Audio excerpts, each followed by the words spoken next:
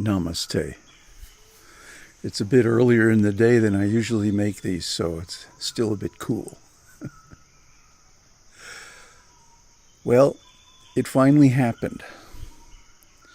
Yesterday. Usually in the afternoon I take a nap, but there was some work going on the water line, and there was too much noise, so I didn't take my usual nap.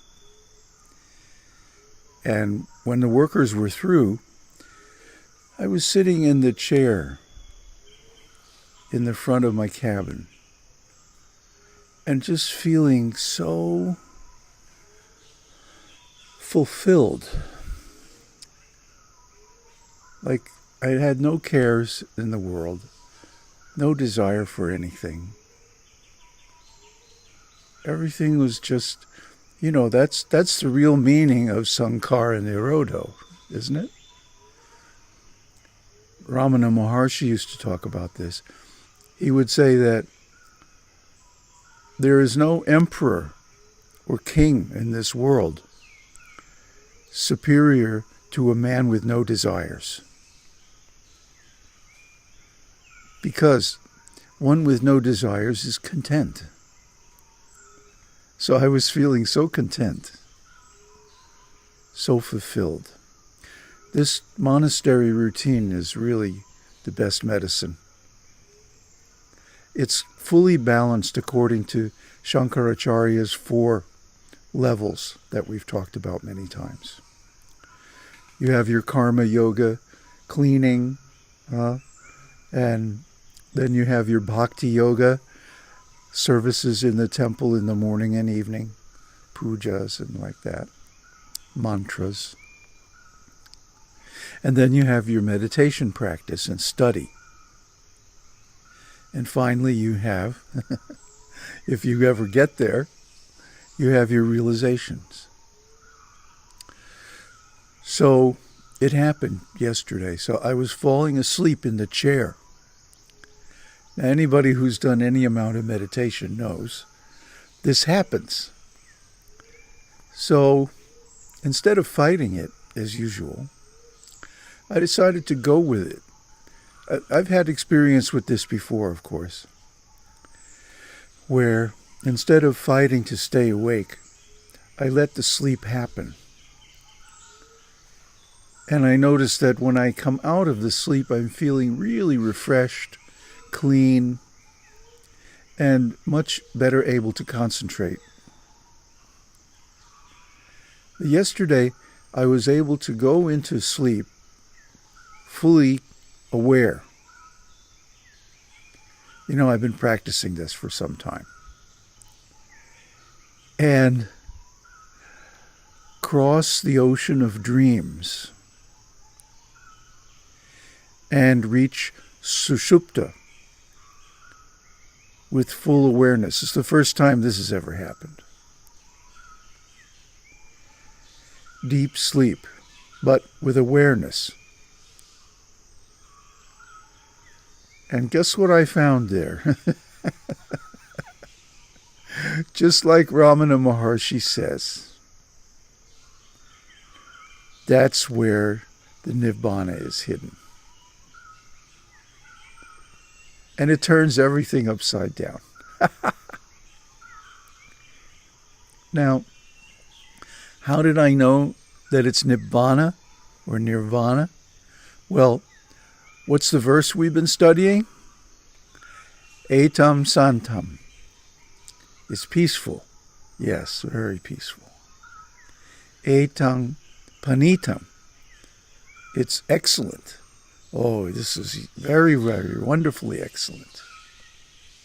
Why?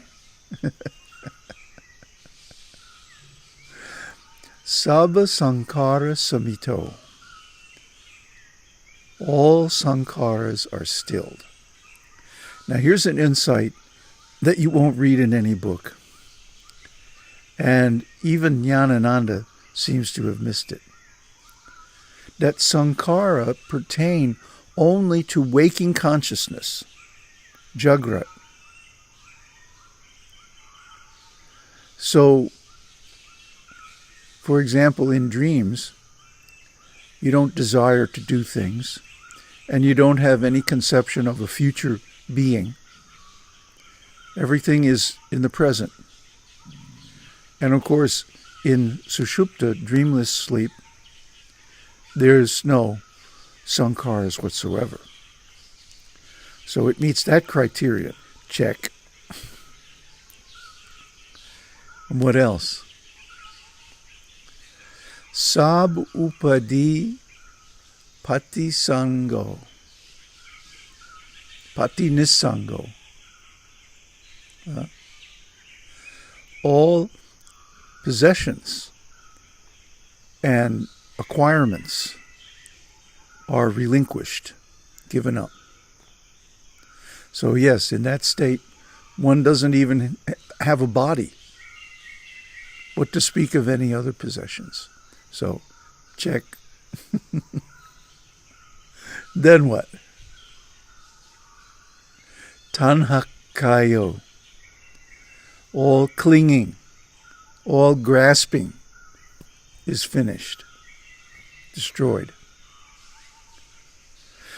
Well, if there's nothing to grasp, then how can one grasp anything?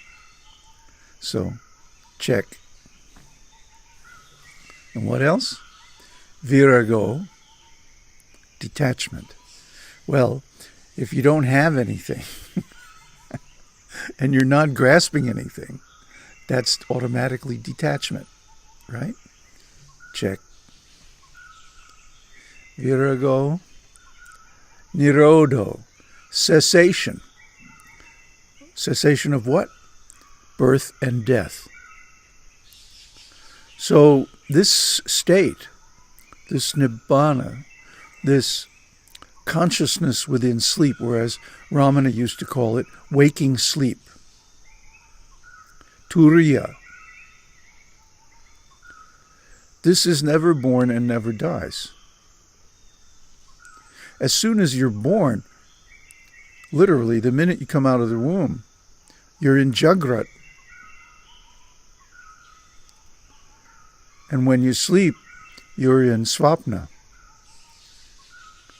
So the original consciousness, the Sushupta, or within the Sushupta, the Turiya, is never born.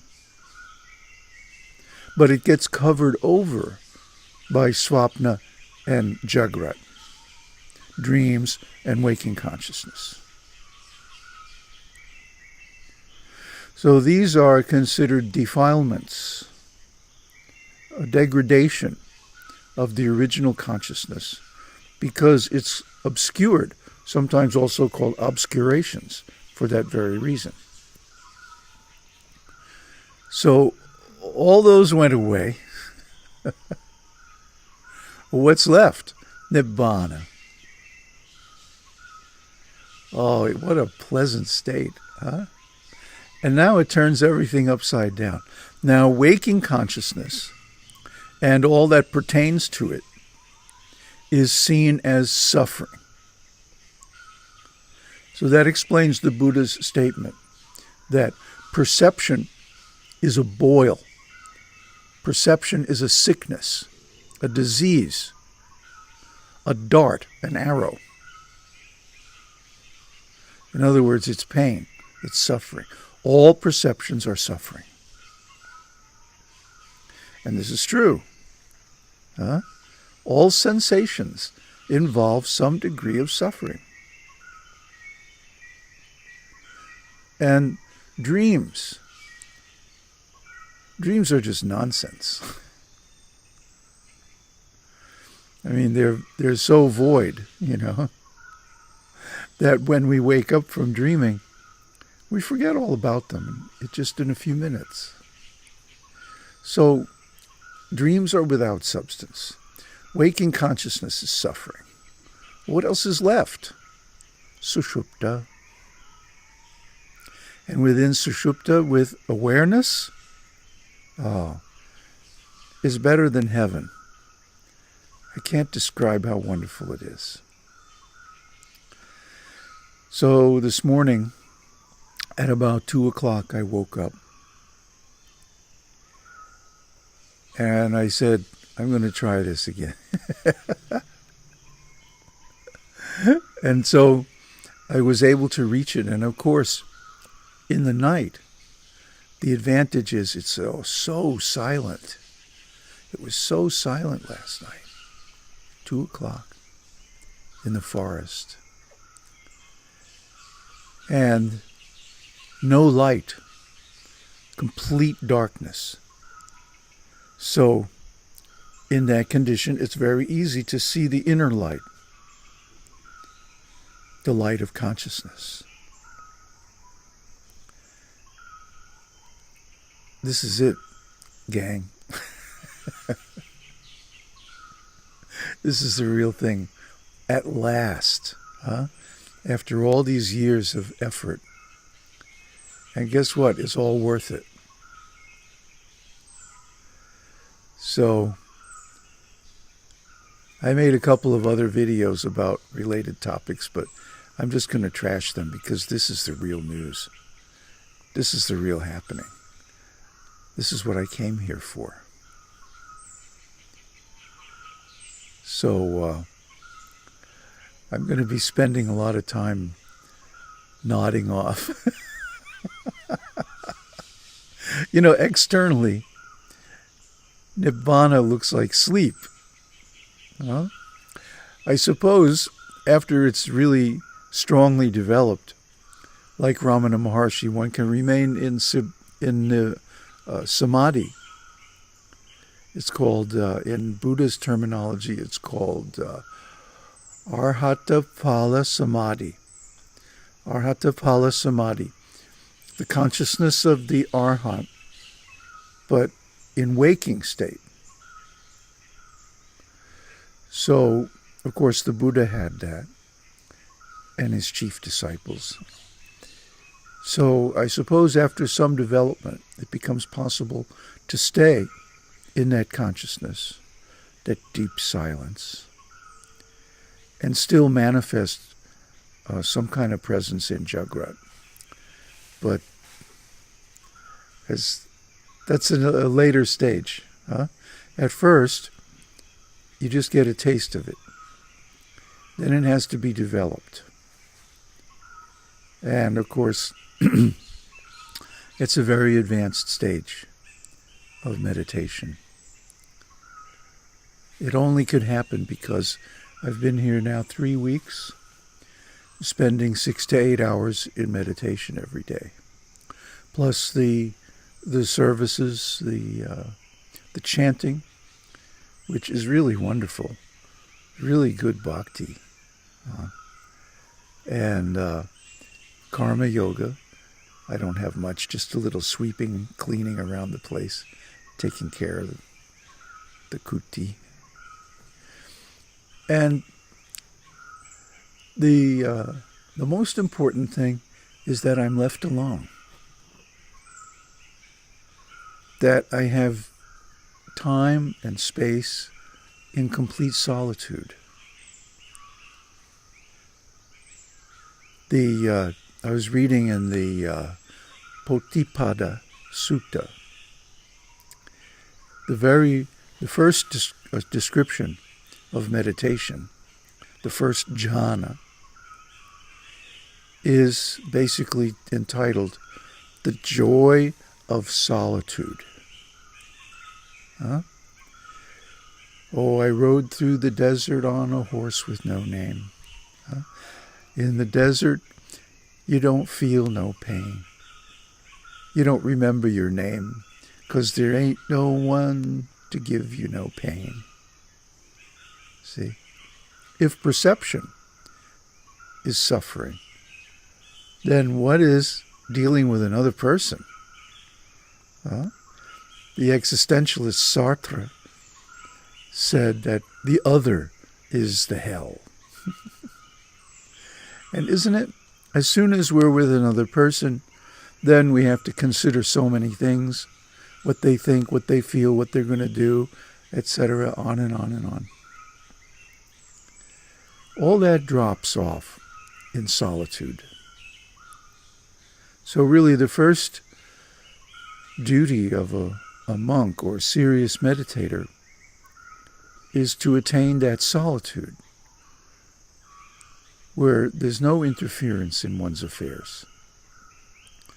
And I'm happy to say that I have that here. And it's really very wonderful. So that has given me the opportunity to develop my meditation and to taste Nibbana. Aum Tat Sat. Aum Harihi Aum.